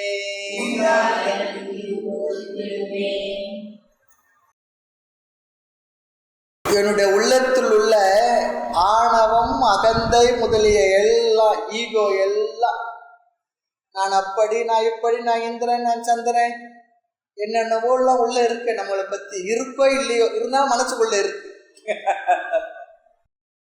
நம்மை பற்றி அதிகமான சில விதமான உயர்வு மனப்பான்மை, தப்பு சொல்லலை, தாழ்வு மனப்பான்மை கூடாது. உயர்வு இருந்து உயர்வு மனப்பான்மை வந்தா பரவாயில்ல, அது இல்லாமே பல பேருக்கு இருக்கு. அப்படிப்பட்ட எல்லா விதமான ஆணவ அகந்தைகள் எல்லாம் என்னுடைய குடும்பத்தை பற்றிய மனதில் இருந்த துன்பங்கள் துயரங்கள் எல்லாம் பெருமைகள் மகிமைகள் எல்லாம் கூட ஒரு நாளைக்கு ஒரு இடத்துல பிச்சை எடுத்து உண்பேனானால் என்னை விட்டு அகன்று போன்னு சொல்றேன். ஐயா ஒரு ஐயா இருந்தான். அந்த ஐயாவுக்கு பெரிய கோட்டீஸ்வரன். அந்த ஊர்லேயே பள்ளிக்கூடம் ஹாஸ்பிட்டல்லாம் கட்டுறதுக்கு நிலங்கள்லாம் கொடுத்து பெரிய குடும்பத்தை சேர்ந்து திடீரென்று என்ன நினைச்சாரு தெரியல. ஒரு பையன் சோழனா பையன் எடுத்துக்கிட்டார். அதை ஒரு தட்டு டம்ளர்லாம் வச்சுக்கிட்டார். ஒரு 50 கிலோமீட்டர் 70 கிலோமீட்டர் இல்லை 100 கிலோமீட்டர் அதிகபட்சம் போகிறதுக்குரிய பைசா கையில் எடுத்துக்கிட்டார். ஒரு பஸ்ஸில் ஏறினார். அன்றைக்கெலாம் செல்ஃபோன்லாம் இல்லை. திடீர்னு புறப்பட்டு ஒரு 10 நாள் எங்கே படுக்கிறது என்ன இல்லை, பம்பு செட்டில் குளிச்சாரா, அந்த மர நிழலில் படுத்தாரா. சில வீட்டில் போய் உணவு கேட்டால் பார்க்குறாங்க. அவர் ராஜானு பாபுன்னு தோற்றத்தை பார்த்தா நிச்சயம் பிச்சைக்காரர்கள் நல்லா தெரியுது. அவர் நெத்தியில் நல்ல வசதியான கோட்டீஸ்வர குடும்பத்தை சேர்ந்து வந்து எழுதி விட்டுருக்கோம் அவர் முகத்தில். 10 நாள் அப்படி இருந்துட்டு வந்தார். அவர் ஒரு புஸ்தகம் எழுதினார். அப்போ நான் அவருக்கு இந்த ஒரு பாட்டை சொன்னேன். ஐயா இந்த பாட்டு வரிகள் கடைசியில் இருக்க அந்த வரி எனக்கு உங்களை கேள்விப்பட்ட உடனே என் இடத்துல வந்தார். எனக்கு வந்துட்டு ரொம்ப அழகாக பேசிட்டு போனேன். இந்த பாடல் அந்த புஸ்தகம் இந்த பாட்டை எழுதியிருக்கார், சொல்லி எழுதியிருக்கார். தாய்மணர் பாடல இந்த சுவாமி சொன்னார், நல்லது எழுதிருக்கு. அது சொல்கிறார், எப்படி இருக்கு பார்த்துட்டு வரதுக்காக போனேன். வாழ்க்கை முழுக்க சௌகரியமாக வாழ்ந்து 70 வயசில் அதுவும் சில வீடுகள்லாம் போனால் பார்த்துட்டு உள்ளே கூப்பிட்டு உட்கார வச்சு ஃபேனெல்லாம் போட்டு சாப்பாடு கூட இருந்து கணவன் முனையை பரிமாறி ஐயா இங்கே படுத்துக்குங்க சொல்லி அவருக்கு படுக்க வசதியை ஏற்படுத்தி கொடுத்தவங்களும் இருக்கிறாங்க. சில நேரத்தில் அதுவும் கிடைக்காம இருந்துட்டு வரல. அது எனக்கு ஒரு பெரிய ஒரு மனப்பக்குவத்தை கொடுத்ததுன்னு சொல்கிறார். பெரிய மனப்பக்குவத்தை கொடுத்து இல்லை என்றால் என்ன ஆகுதுன்னா நம்ம இடத்துல நாமே வளர்த்து கொண்ட சில விதமான ஈகோஸ் அதெல்லாம் என்ன பண்ணோம்னா நிறைய விஷயங்களை நம்ம தடுத்து வைத்து நமக்கு சில சிரமம் இருக்கு. அதெல்லாம் இங்கே அழகாக சொல்கிறார். அந்த விஷயங்கள்லாம் ஆறா சொன்னா தெவிட்டாத அமிர்தம் என்றால் அழியாத அல்லது தன்னை உண்டவர்களுக்கு இறப்பை தராத. யார் அமிர்தத்தை சாப்பிடுகிறார்களோ அவர்களுக்கு இறப்பு இல்லை என்பது தெரிந்த தேவர்கள் அரிய விடத்தை அவர்கள் என்ன பண்ணாங்க, திருப்பார்கடலை கடைஞ்சாங்க. கடையும் பொழுது விஷத்தை தாங்க முடியாத அந்த பாம்பானது விஷத்தை கக்கிடுச்சு. அந்த விஷயத்தை தான் ஆழகால விஷம்னு சொல்கிறாங்க. எல்லாரும் பாதிக்கிறது. அந்நேரத்துக்கு எல்லாம் அமிர்தத்தை விரும்பியவர்கள் கடைஞ்ச திருப்பார்கள் விஷம்தான் முதல் வந்துதான். அதுபோல் தான் அமைதியாக உட்காந்து ஜபம் பண்ணி தியானம் பண்ணி மனதை அமைதிப்படுத்த முதல்ல என்ன தெரியுங்களா வரும், நம்மால் அடக்க முடியாத ஒரு பெரிய ஒரு பெயின் ஒரு மாதிரி விஷயங்கள் அதெல்லாம் மனசுக்கு வரும். அதுதான் விஷம், ஆழகால விஷத்தை போல. கொஞ்சம் அதில் இருந்து பழகிட்டோம் பழிச்சு பண்ணிட்டோம்னு சொன்னான் அப்புறம் நன்மை தான். ஆக அமிர்தத்தை விரும்பினவர்கள் விஷம் வந்த உடனே பரமேஸ்வரன் இடத்துல போனாங்களாம். அவர் என்ன பண்ணார், எடுத்து தான் உண்டு விட்டார் சொல்லி அந்த அரிய விடத்தை என்ன பண்ணார் இறைவன் உன்னுடைய மகிமையை அறியும்படி நெஞ்சை என்ன பண்ண நீ சாப்பிட்டு விட்டாய். அதை குறிப்பிடுறார். அந்த புராண கதையுடைய சரித்திரத்தை இந்த இடத்துல சொல்றார். இறைவனே உன்னுடைய மகிமையை அறியும்படி விடத்தினை நெஞ்சை அமிர்தமாக்கிய நஞ்சையே என்ன பண்ணிட்ட அமிர்தமாக்கி கொண்டார். அப்படி பெரிய ஆனந்த சித்தன் என்று சொல்லக்கூடிய பெரியவனே, சித்தன் சொல்லி சொன்ன அடைய வேண்டியதை அடைந்தவன் சொல்லியார், நிறைவாக இருப்போன்னு சொல்லியார். அப்படிப்பட்ட பெரியோனே, அடியேன் உயிருக்கு ஆவிக்கு உரியோய் கேட்டருள்வாயாக. ஆரா அமிர்தம் விரும்பினர்கள் அரிய விடத்தை அமிர்தாக்கும் பேரானந்த சித்தனும் பெரியோய் ஆவிக்கு உரியோய் கேள். உயிருக்கு துணைவனே நீ கேள் சொல்லி சொல்ற. இந்த ஆறா அமிர்த விரும்பினர்கள் சொல்லி சொல்றது தேவர்களை குறிக்கின்ற விஷயம். இன்னொரு கருத்து, ஒரு சின்ன குட்டி கதை தான். எல்லாருக்கும் அமிர்தத்தை சாப்பிடணும், இரவாத நிலை வரணும்னு சொல்லி நினைக்கிறேன். இதில் இந்த உடலில் சாகாத, நான் எல்லா அரக்கணுங்க அப்படிதான் கேட்பாங்க, சாகாத வரணும். அவர் சொல்லுவார், இது ஒரு டைலாக், ஃபேமஸ் டைலாக் சினிமாவில், அதுதான் கொடுக்க முடியாது, அப்போ வேற எதுனா கேளு, இப்படியே கேட்பாங்க. அப்படி ஒருத்தர் கேட்டாராம், தேடி போனார், ஒரு சாமின்னு சொன்னார், இந்த இடத்துக்கு போ, இந்த இடத்துக்கு அமிர்தம் கிடைக்கும். தேடி போய் கடைசியில் கலைச்சி இனி முடியவே முடியாத நேரத்தில் அந்த அமிர்த நதி ஓடுறதை கண்டுபிடிச்சிட்டார். அந்த நதி கரையில் ஒரு கோலை இருந்துதான். அந்த கோலையை எடுத்து அமிர்தத்தை எடுத்து குடிக்க போகிற நேரத்தில் அந்த மரத்தில் இருந்த ஒரு காக்கா சொல்லிச்சான், கொஞ்சம் நில்லு ராஜா, நான் ஒரு விஷயத்துக்கு சொல்கிறேன், அப்புறம் நீ இதை சாப்பிடு. இவ்வளோ தூரம் தேடி வந்தாலும் என்ன பண்ணுவார், நான் அப்புறம் பார்த்துக்கிறேன், முதல்ல குடிச்சிட்டு. எனக்கு ரெஸ்பாண்ட் பண்ணாராம். நானும் அப்படிதான் நினச்சி வந்தேன், அமிர்தத்தை சாப்பிட்டு இந்த உடலில் இரவாமல் இருந்துக்கிட்டு இருக்கேன். உலகம் முழுக்க சுற்றிட்டேன், ஒரு முறை இல்லை பல முறை சுற்றி வந்துட்டேன். இனி என்ன பண்ணுறதுன்னு தெரியல, போர் அடிக்கிறது. கடவுள் ஒரு ஏற்பாடு பண்ணியிருக்கார், அதை மறுத்து நான் என்னவோ தேடி ஏதோ அடையணும்னு சொல்லி அடைஞ்சிருக்கேன். இனி எனக்கு ஒன்றுமே புரியல, எப்போதான் அது முடிவு வரும்னு சொல்லி தெரியல. முடிவில்லாத இந்த ஒரு வாழ்க்கையை வாழ்ந்துக்கிட்டு இருக்கேன். இதை புரிஞ்சுக்கிட்டு நீயே என்ன பண்ணுவோ பண்ணிக்கோ. யோசித்து பார்த்தா நல்ல ஒரு அர்த்தம் இருக்கிறது தான். அப்போ என்னன்னா, இந்த உடலுக்கு இறுதி உண்டு. இறைவன் அப்படிதான் படைச்சிருக்கார். இறைவனுடைய படைப்பிலிருந்து மாறுபட்டு எதையும் சிந்திக்காத, அதை ஏற்றுக்கொள். ஆனால் இன்னொன்று இருக்கு, சாஸ்திரம் சொல்றது, ஆத்மாவாகிய நீ இரவாதவன், மரணம் இல்லாதவன், அழியாதவன், அமிர்த வடிவினன். அதை புரிஞ்சுக்கோ. இந்த உடல் என்று இருந்தாலும் அழியக்கூடியதான், மாறக்கூடியதான், மறையக்கூடியதான். இந்த உண்மையை தெரிஞ்சுக்கோன்றார். அதுதான் நம்ம தெரிஞ்சுக்க வேண்டியது. ரொம்ப அழகான விஷயம் இது. அமிர்தம் சொல்லி சொன்ன இரவாத பெருமில்லை, உண்மைதான். எது இரவாதது? நான் உண்மையிலே இரவாதவன் தானே, ஆத்மாவாகினான் இரவாதன் தான். எப்போ நான் பிறந்தேன், எப்போ இறந்தேன், ஞான நிஷ்டையுடைய நான் பிறக்கவே இல்லைன்றாங்களே. என்னங்க இவ்வளோ பெரிய அபாண்டமான போய் புழுவுறாரு. அவர் சொல்ற இந்த உடலை கழிச்சு சொல்லல, ஆத்மாவாகிய நான் பிறக்கவே இல்லை, பிறக்காத நான், எனக்கு இறப்பு எங்க இருக்கு? இறப்பும் இல்லை. இப்ப இருக்கிறீங்களா என்ன, வேற வழி இல்லை, பிராரப்தம் சரீரத்தை கொடுத்துருக்கு, இதுக்குள்ள இருந்துகிட்டு இருக்கேன், அவ்வளவுதான். இந்த அறிவு, இந்த அறிவு சாதாரண அறிவு இல்லைங்க. இது சாஸ்திரம் கொடுக்குற அற்புதமான பேரறிவு. இது வேற எந்த நூல்களும் கிடைக்காது, எந்த இடத்துல நமக்கு இதெல்லாம் சொல்லிக் கொடுக்க மாட்டார். நல்லா சாஸ்திரங்கள் அழகா சொல்லிக் கொடுக்கும். பெரிய ஒரு இதுதான் அமிர்தமான வார்த்தைகள், இதுதான் அற்புதமான சொற்கள். நான் இரவாதவன் என்பதை அழுத்தமா ஆணித்தரமா சொல்லி கொடுத்து அந்த நிறைவை கொடுக்கின்ற வார்த்தைகள் இதுதான், அமிர்தமயமான வார்த்தைகள். இது உண்மை, சத்தியம். இது தெரியாதனால்தான் நம்ம ரொம்ப சிரமப்பட்டோம். அழகான வார்த்தைகள் தான். ஆக ஆறா அமிர்தம் விரும்பினர்கள் அரிய விடத்தை அமிர்தாக்கும் பேரானந்த சித்தனும் பெரியோய் ஆவிக்குரியோய் கேள். இந்த ஆத்மா நீ வேற இல்லை, நீ தான் நான், நான் தான் நீ, இது புரியவன் நீ தான். அந்த அர்த்தத்தை சொல்ற, புரியோய் கேள், நான் சொல்றது கொஞ்சம் கேளப்பா. இந்த பூ உலக மனிதர்களைப் போல நரை திரை மூப்பு சாக்காடின்றி இருத்தல் பொருட்டு ஒரு மருந்து தேடி திருப்பார்கடலை கடைந்து அமிர்தத்தை பெற்றார்கள் தேவர்கள். அதனை விரும்பி உண்டால் அவர்கள் சாப்பிட்டாங்களா என்பதை இந்த இடத்துல அவர் பதிவு பண்றாராம்.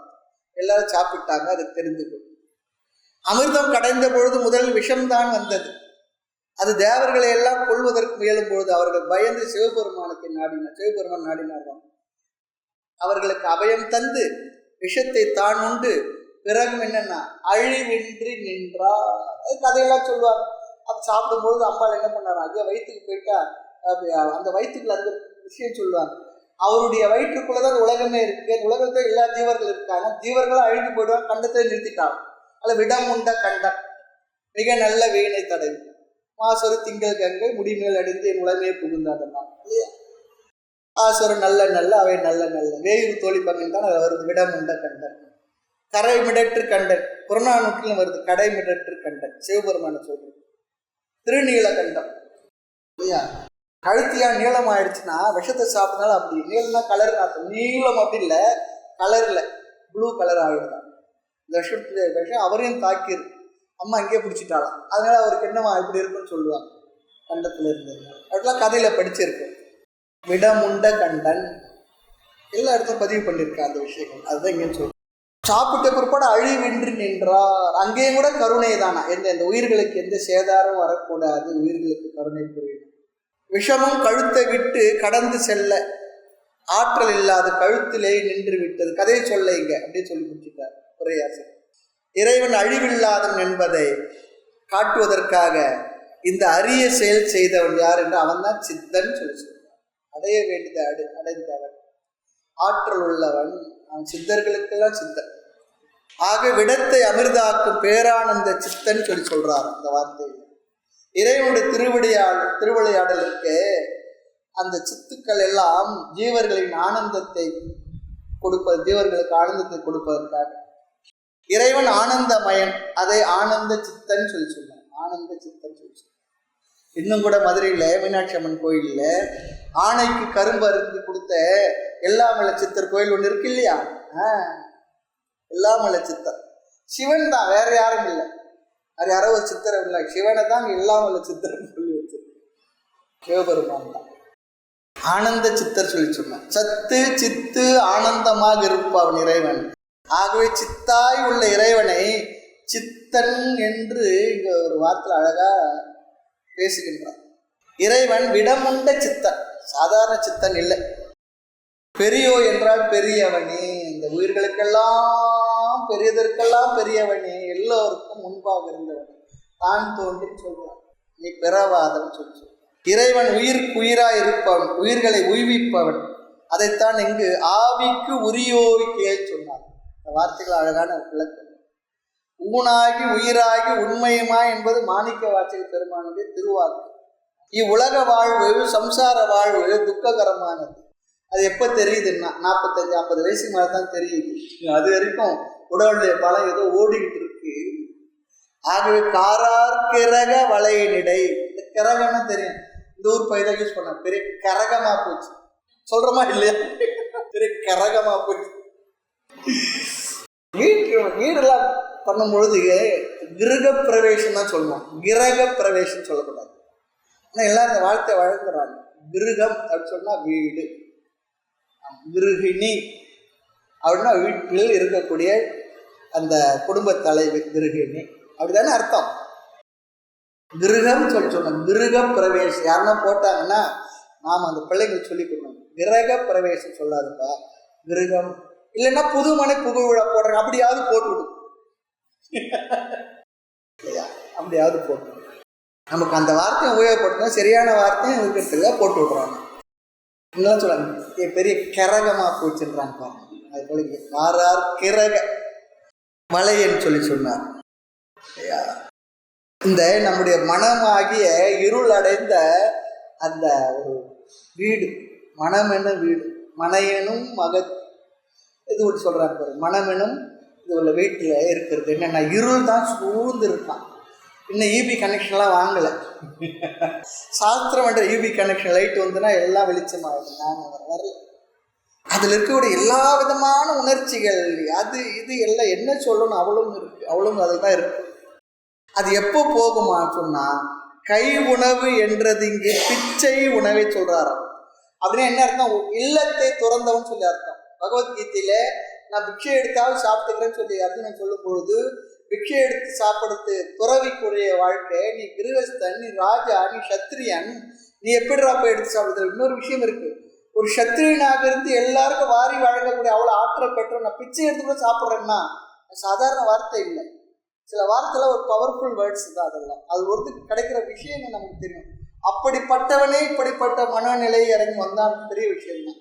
நமக்கு என்ன அப்படி ஒரு எண்ணம் வருமா? நமக்கு என்னதான் பட்டு இருந்தாலும் எப்படியோ பார்ப்போம். ரொம்ப முடியலன்னா தான் அப்படி போய் ஒருத்தர் இடத்துல கேட்டு சாப்பிட்றது ரொம்ப கஷ்டம்தான். ஏற்பது இகழ்ச்சின்னு சொல்லியிருக்கு. ஆனால் அதே நேரத்தில் ஐயமிட்டுன்னு சொல்லியிருக்கு. 2 வார்த்தைக்கு முரண்பாடு பாருங்க. யார்கிட்ட போய் எதுவும் கேட்டு ஏற்றுக்காத, அது ரொம்ப கீழானு சொல்கிறார். ஆனால் ஐயமிட்டுன்னு யாரும் வரலன்னா எப்படிங்க ஐயமிட்டு சாப்பிடுவீங்க? அப்படியும் முடியாது, யாரோ வந்து கேட்டா குடுன்னு சொல்லிட்டு தான் அங்கே அர்த்தம். தாத்பரியம் முடியலன்னு வந்து கேட்டான்னா அவனை பார்த்து நீ அப்படி இப்படிலாம் சொல்ல, அது உனக்கு கிடைச்ச வாய்ப்பாக பயன்படுத்தி அவனுக்கு உன்னால் முடிஞ்சது செய் குடுன்றார். 2 வார்த்தையும் இருக்குது, 2த்துக்குமே அர்த்தம் புரிஞ்சுக்கணும், லிங்க் பண்ணி புரிஞ்சுக்கணும். பசி நேரம் வந்த பொழுது வேற என்ன பார்க்கறதில்ல, பார்க்க முடியறதில்லை. கையேற்று உண்பர். இந்த சென்னையில் ஒரு இடம் இருக்குது, வேசர்பாட்னு ஒரு இடம். இந்த இடத்துக்கு வேசர்பாட் அங்கே ஒரு பெரிய சுவாமி இருந்தார், கரப்பாத்திர சிவபிரகாஷ் சுவாமி. இன்றைக்கும் இருக்குது. பெரிய மகான் இருந்தார். அந்த இடமே அவருடைய ஆசிரம மடமெல்லாம் இருந்தது. அத்வைதத்துக்கு சொல்லி கொடுத்து வெளில ரொம்ப சுருங்கி போயிடுச்சு இந்த இடம் இருக்கு. அவர் என்ன பண்ணுவாராம், பாத்திரம் கூட வச்சுக்க மாட்டார். பசி எடுத்தா ஏதோ வீட்டுக்கு முன்னே போய் நிற்பாரா, கிடைச்சதுன்னா சாப்பிட்டுட்டு கரப்பாத்திரம், கரமே பாத்திரம். அது போய் சிவபிரகாச சுவாமி, அற்புதமான மகான். இன்னைக்கு அவர் மடம் சமாதிலாம் அங்கே இருக்கு.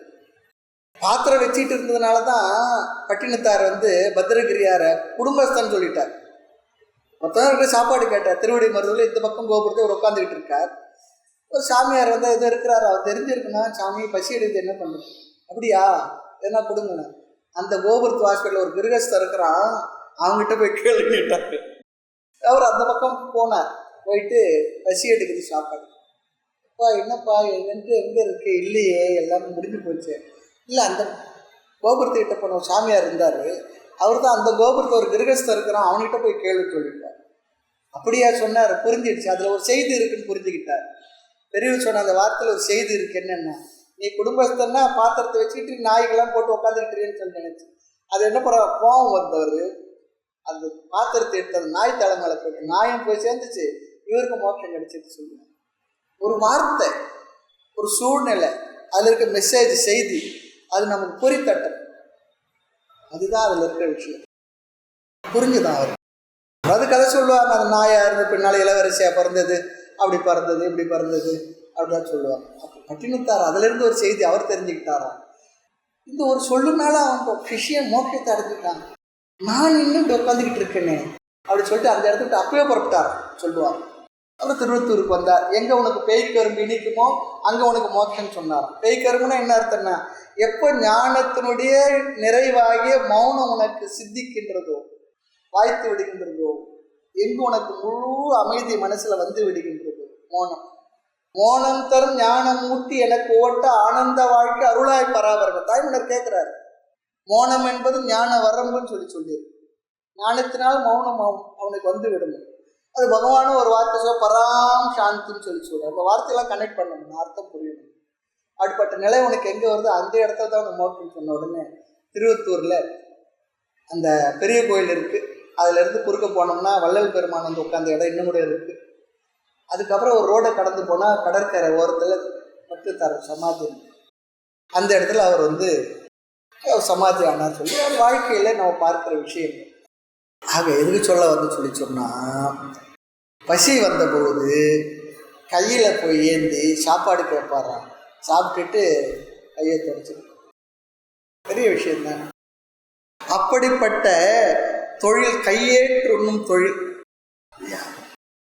அப்படி நான் சும்மா சாப்பிட்டுக்கிட்டு எந்திக்கிட்டு இருக்கிறதால அது ஒவ்வாதுப்பா. உன்னுடைய திருக்காட்சியில் உன்னுடைய அறிவு ஞான நிலையில் இருந்து கொண்டு இந்த நிலையில நான் நின்னேன்னு சொன்னா பிரபஞ்சம் தந்த மாயை அற்று ஓடிவிடும். ஆகவே ஊரார் ஒரு நாள் கையுணவேற்று உண்டால் எனக்கு ஒழிந்தது. எது ஒழிஞ்சுன்னா, என் மனதில் இருக்கக்கூடிய எல்லா விதமான தடைகளும் நீங்கிவிடும். அந்த ஈகோ எல்லாம் போயிடும் சொல்லுவார். மாறுண்டு உலாவி மயங்கும் நெஞ்சே, இது பற்றித்தார் வார்த்தை. மனைதோறும் சென்று சோறுண்டு தூங்கிய பின் சும்மா இருக்க சுகம் உண்டே சொல்றார். சுகமா இருக்குன்னா சும்மா இருக்குன்னு சொல்றார். ஏன் நம்ம சுகமா இல்லைன்னா சும்மா இருக்கல, அதனால சுகமா இல்லை. ஏன் சும்மா இருக்கல நம்ம 1008 விவகாரம் இருக்கு. இனிதான் நாம் இன்னும் பெருசா சாதிக்க போறாங்களோ மனசெல்லாம் இருக்கு. மனசெல்லாம் ஏதோ சாதிக்க போறோம். பார்க்கலாம், மக்களை பாருங்களேன், போற வரவங்கெல்லாம் என்னமோ ஒரு சிப்பு உள்ள வச்சு தச்சுட்டா போல, அது எது ஓடுது, இங்க இருந்து ஓடுது, அங்க இருந்து ஓடி வருது, ஒண்ணு என்னமோ பண்ணிக்கிட்டு இருக்குது. ஒருத்தர் முகத்திலும் பார்த்தா அவ்வளோ கவலை, அவ்வளோ ஒரு விஷயம், என்னவோ ஓடுதுக்கு என்ன ஓடி வரணும் சொல்லுவேன். நான் வரும்போது காரில் நம்மளும் இப்போ போகிறோம், அவங்களும் எதிர்த்து வர, அவங்களுக்கு அந்தந்த இடத்துல இல்லாம ஏன் குறுக்க நெடுக்க ஓடிக்கிட்டு இருக்காங்க தெரியாமதான. ஓடுண்டு விமலன் தந்த ஓடுண்டு, விமலன் தந்த ஓடு இருக்கு, திருவோடு. வீடு உண்டு நமக்கு திருவாலங்காடு. அது திருவாலங்காடை பற்றி பேசுவார். சென்னையிலேருந்து அரக்கோணம் போகிற வழியில் திருவாலங்காடு ரயில்வே ஸ்டேஷனில் இறங்கி போனோம். அருமையான கோயில், பழைய கோயில். காரைக்கால் அம்மையாருக்கு விசேஷமான சன்னிதிலாம் உண்டு. இன்னும் ரொம்ப அந்த கிராமம் அப்படியே அழகாக தான் இருக்குது. நான் போனது 20-20 வருஷத்துக்கு முன்னே போனேன், எப்படி இருக்குன்னு தெரியாது. விமலன் தந்த வீடு உண்டு, விமலன் தந்த ஓடு உண்டு. உண்டு உறவு திண்ணையும் உண்டு. திண்ணை உண்டு சொல்கிறேன். இன்னைக்கு திண்ணை இருக்கா? திண்ணையே வீடாகி போச்சு. ஆமாம், வீடு நமக்கு திருவாலங்காடு. சோறுண்டு, தூங்கி பிற்பாடு சும்மா இருக்க சுகம் உண்டு. சுகம் இருக்குன்னு சொல்றாரு. பாட்டு ரொம்ப விசேஷமா மனசுல பதிந்த பாடல், பிடிச்ச பாடல். தெவிட்டாத அமுதை விரும்பிய தேவர்கள் அறியுமாறு நஞ்சை அமுதமாக்கிய பேரின்ப சித்தன் எனப்பெற்ற பெரியோனே, எனது உயிருக்கு உடைமை உடையவனே கேட்பாயாக. இருள் எனப்படும் நிலையாமை நிறைந்த சம்சார வலையில் சிக்கி முன்னமே செய்திருந்த வினைகள் யாவும் ஊர்தோறும், வினைகளினால் ஊர்தோறும் சென்று ஒரு நாள் கை உணவு ஏற்று பிக்ஷை ஏற்று உண்டால் என்னை விட்டு விலகிவிடும். எல்லா வினைகளும், வினைகளினால் வந்த மனபந்தங்களும், எல்லா விதமான உயர்வுகளும், ஈகோ, அது இது எல்லாம் அடித்து துவம்சமாய்க்கிடும் சொல்லி சொல்றாரு. இதனால ஒரு நாள் கை உணவேற்று உண்டால் சொல்லி சொல்றாரு. இது சொல்றவர் யாரு? தாயுமான சுவாமிகள். பிறக்கும் பொழுதே பெரிய செல்வ செழிப்பில் அரண்மனையில் பிறந்தவர். சில்வர் ஸ்பூன் சொல்றாங்க பாருங்க, அது போல சாதாரணமானவர் இல்லை. பட்டினத்தாரும் சாதாரணமானவர் இல்லை, பெரிய கோடீஸ்வரர், வைர வியாபாரி. அவர்கள் அந்த வார்த்தையை சொல்றாங்கன்னா எந்த அளவுக்கு அவர் மனதில் நமக்கு சும்மா ஒன்றும் இல்லாத விடுறது என்ன ஆகிடும், ஏதாடும், எப்படி விடுறது. அவரே சொல்றாரு, வீடு உண்டுன்னு சொல்றாரு. நமக்கு வீடு இருக்குப்பா, சாப்பாடு கொடுக்கறதுக்கு, நம்பி போன்னு சொல்றாரு. நம்பி கெட்டவர் எவர் ஐயா, ஒரு பாட்டு ஒன்று. நம்பி கெட்டவர் யார் இருக்கா? நம்பாதனால தானே கெட்டு போகிறோம். அந்த மனசில் அந்த தைரியம், இந்த தார்டியம், அந்த வைராகியம், அந்த விவேகம் வருதான்னா வருது. அடுத்து 10வது பாடல். எனக்கென்றிருந்த உடல் பொருளும் யானும் நின என்று இந்த வண்ணம் அனைத்தும் இருந்தும் இல ஆகா அருளாய் நில்லாது அழிவழக்காய் மனத்துள் புகுந்து மயங்கவும் என் மதிக்கு உள்களங்கம் வந்தது என்னோ தனக்கு ஒன்று ஓமை அற நிறைந்த தனியே தன்னம் தனி முதலே எனக்கென்றிருந்த உடல் பொருளும் யானும் நின என்று இந்த வண்ணம் அனைத்தும் இருந்தும் இல ஆகா அருளாய் நில்லாது அழிவழக்காய் மனத்துள் புகுந்து மயங்கவும் என் மதிக்குள் களங்கம் வந்தது என்னோ தனக்கொன்றி உவமை அற நிறைந்த தனியே தன்னம் தனி முதலே உடல் பொருள் உயிர் மூன்றனையும் உனக்காக கொடுத்து உன் திருவருள் என்னிடத்தில் நிலையாமல் இருப்பதற்கு என்னுள் மயக்கம் வந்தது எதனால் கேட்கிறார். இந்த மயக்கம் உண்டாகி இருப்பது எதனால்? மனத்துள் புகுந்து மயக்கவும் என் மதிக்குள் களங்கம் வந்தது என்னோ கேட்கிறார். கேள்வி கேட்கிறார். இறைவன் ஆன்மாக்களுக்காகவே தந்த தனு கரணங்கள் அதை எனக்கென்று இருந்தேன்னு சொல்றாரு. இந்த உடல் வாழ்வதற்குரிய பொருளும் இந்த உலக சூழ்நிலையும் என்னுடைய பிறவி செய்த புண்ணிய வசத்தினால் ஏதோ பிராரப்தத்தினால் வந்தது. வினைக்கீடாக விருப்பமானது அனுபவிக்க இறைவன் அருளால் ஆன்மாக்கள் ஈட்டிய பொருள். நமக்கு என்னெல்லாம் கிடைச்சிருக்கு அதை நாம சம்பாதிச்சதுதான். என்னெல்லாம் நம்ம கிட்ட இருக்கோ சந்தேகமே இல்லை. எனக்கு இருக்க சௌகரியங்கள் மற்றது விஷயங்கள் எல்லாம் ஏதோ சும்மா தற்செயலா வந்துடல. அதெல்லாம் நாம செய்த புண்ணிய பலத்தினுடைய விளைவு தான். அதில் சந்தேகமே வேண்டாம். நம்ம தர்மத்தை அழகா சொல்லியிருக்காரு மாத்தி. அது நல்லா இருக்கு. நச்சிகேதனை தான் சொல்றான், உனக்கு அது தர இது தரேன்னா இதெல்லாம் நீங்க கொடுத்து என்ன பெரிய பிரயோஜனம். நீங்க பதவி இருக்கிறதுக்கு அதெல்லாம் இருக்கும். நீங்க பதவி போயிட்டா வாரிய தலைவர் பதவியெல்லாம் இருக்குமா? மந்திரி பதவியெல்லாம் இருக்குமா? இருக்காது. யமன்ன்றது ஒரு போஸ்ட் தானே. அழகான கருத்து. ஆகவே அதெல்லாம் வேண்டாம். அதுக்கு ஒரு காரணம் சொல்லிட்டான். என்னுடைய பிராரப்தத்தில் அதெல்லாம் இருந்ததுன்னா அதெல்லாம் எனக்கு கட்டாயம் கிடைக்கும் சொல்லிட்டு அவன் கொஞ்சம் அதிக பிரசித்தனமா பேசிட்டு என்பதனால அடுத்து ஒரு வார்த்தை சொல்றான். உங்களை தரிசனம் பண்ணதுனால தேவர்களுடைய தரிசனமானது எனக்கு எல்லாத்துக்கும் கொடுக்கும்னு சொல்றாங்க. ஆகினால எனக்கு அது கிடைச்சிடும்னு சொல்லி அதையும் சொல்றான். சில நேரத்தில் நம்ம கொஞ்சம் வேகமா பேசிட்டு கொஞ்சம் யோசிப்போம். ஐயோ நம்ம தாறுமாறா பேசிட்டு பெரியவங்க இடத்துல சொல்லிட்டு கொஞ்சம் மன்னிப்பு கேட்கறப்பல ஒரு வார்த்தை என்னுடைய பிராரப்தத்தில் இருந்தால் வரும்னு சொன்னது அது கொஞ்சம் அகங்காரம் ஆயிடுமோ. பகவானே குருநாதர் இவங்களை சந்திச்சதுனால அதெல்லாம் எனக்கு கிடைக்கும். ஏனென்றால் யமனை சந்திச்சுட்டு யாருன்னா வர முடியுமா? சொல்லுவோம் சில யமனை பலகாரம் பண்றோம்னு, வர முடியும். ஆக இந்த உலகத்தில் நாம் என்னெல்லாம் பெற்றிருக்கிறோமோ, நம்முடைய உடல், நம்முடைய ஆரோக்கியம், நம்முடைய சூழ்நிலை, நம்முடைய மனது, நாம் பெற்ற பக்குவம், இந்த மனது பக்குவம்லாம் நமக்கு கிடைச்ச ஃப்ரீவில்னால் நான் பண்ணுறது எதுவும் இல்லை. நம்ம புத்தகத்தில் அழகாக சொல்கிறார். இந்த ஃப்ரீவில் பற்றியும் ஃபேட்டை பற்றி ஒரு அழகான ஒரு விசாரம் ஒன்று இருக்குது. அழகாக ஒரு இடத்துல இருக்கு, செய்திருக்கோம். அது அப்புறம் ஒரு தடவை நம்ம பார்க்கலாம். ஆக இறைவனுடைய அருளால் ஆன்மாக்கள் ஈட்டி அவர்கள் சம்பாதித்த பொருள் அவங்களுக்கு கிடைச்சதெல்லாம் இந்த உடலும் என்னுடைய சம்பாத்தியம்தான், வினையினால் வந்தது தான். அதையெல்லாம் சேர்த்து தான் இங்கே என்ன சொல்றாராம், எனக்கு என்று இருந்த உடலும் பொருளும். அடுத்து யானும் என்பது இங்க உயிரேன்னு சொல்லிட்டார். யான் என்பதற்கு இங்க அர்த்தம் உயிர் சொல்லிட்டார். உடல் பொருள் யான் என்றால் உயிர். அந்த காலத்துல ஞான ஆசிரியரை அல்லது அவருடைய குல குருவை அவரவருக்கு ஒரு ஏற்பாடெல்லாம் இருந்தது. அந்த குருவிடத்துல போகும்போது குடும்பத்தோடு சென்று நாங்கள் எல்லோரும் உங்களுடைய திருவடிகளில் சரணமடைந்திருக்கிறோம், உங்கள் அடிமைன்னு சொல்லணுமா. அந்த காலத்துல இப்பெல்லாம் அடிமைன்னு சொல்லிச்சுன்னா அடி வாங்குவோம். அப்படி சொல்லணுமா குருவிடத்துல சென்று, எங்கள் குடும்பமே உங்களுக்கு.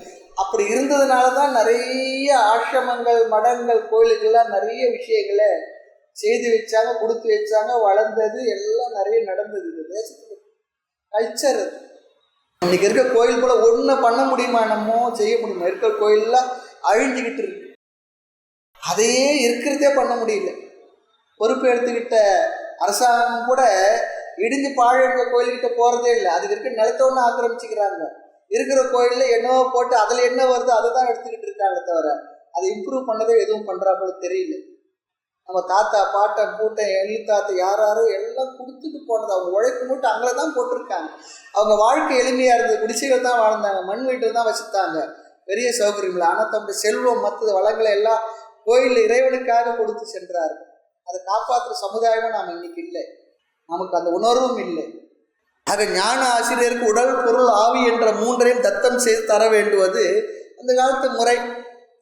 அதன்படி மௌன தேசிகராக இருக்கக்கூடிய அவர் தன்னுடைய குருநாதருக்கு அவர் தத்தம் செய்தார், தன்னை முழுமையாக ஒப்படைத்துக் கொண்டார். அதைத்தான் நீங்க சொல்ற, உடல் பொருளும் யானும் நினது என்று ஈந்த வண்ணம் கொடுத்த முறைப்படி. ஞான ஆசிரியரின் உபதேசத்தினாலும் அனுகிரகத்தினாலும் சிவானந்தத்தை அழுத்திய காலம் எல்லா தத்துவங்களும் மறை என்றால் விலகிவிட அந்த பிரம்மானந்தமே மேலிட்டு இருக்கும். அந்த நிலையில தான் இங்க சொல்ற, அனைத்தும் இருந்தும் இலவாகாது அருளாய் நில்லாது. எல்லாம் இருந்து எனக்கு இல்லாதது போல தோன்றி நான் வெறும் பிரம்மமாக மட்டும் புரிந்திருக்கிற அந்த நிலை. அனைத்தும் இருந்து இல்லாததாக எல்லாம் இருக்கு. சில நேரம் நமக்கு இருக்கும், எல்லாம் இருக்கும், ஆனால் எதுவுமே நம்மளால ஒன்றும் பண்ண முடியும். அப்படியே சில நேரத்து லௌகிகத்தை எல்லாம் இருக்கும், ஆனால் எதுவும் இல்லைன்ற போலதான் இருக்கும்.